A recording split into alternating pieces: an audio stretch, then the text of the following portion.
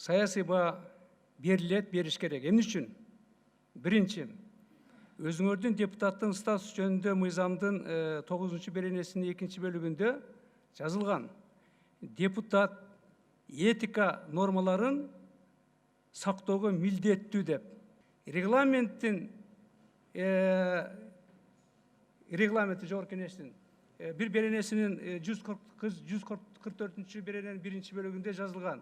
Депутат жеке жана коомдук кагылышуудан качыш керек деп.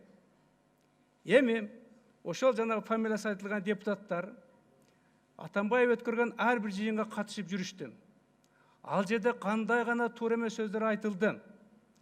Атам деди, барбайм деди, керек болсо мен мындай таш деп ташынан бери чогултушу көрүштү. Мына отургандардын арасында отурасыңар азыр.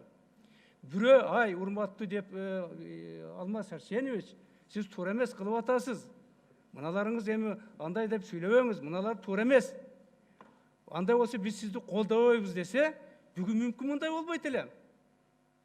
Бүгүн Атамбаев отурбайт эле СИЗОдо, өлүм болбойт эле, жанакы барымтага алынбайт эле. Мына ошо негизинде өздөрүнүн кодексти, мыйзамды бузуп аттыңар. Бирок мына жерде депутат болгондо мен Конституциянын, мыйзамдын талабын аткарам деп оң колун Конституцияга коюп туруп ант берип атпайбызбы баарыбыз, депутаттар өткөндө. Анан мыйзамдын талабы ушундай да. Ошо негизинде мен ойлойм, баа берилиш керек.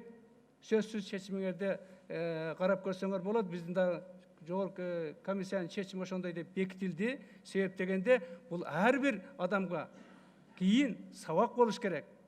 Анан ошол норманы окуш керек да кээ бирлери. Окубай барып алып туруп кайтып күчөтүп атпайбы мынтип. Мына күчөткөндүн кесепети эмне болду? Трагедия менен бүттү.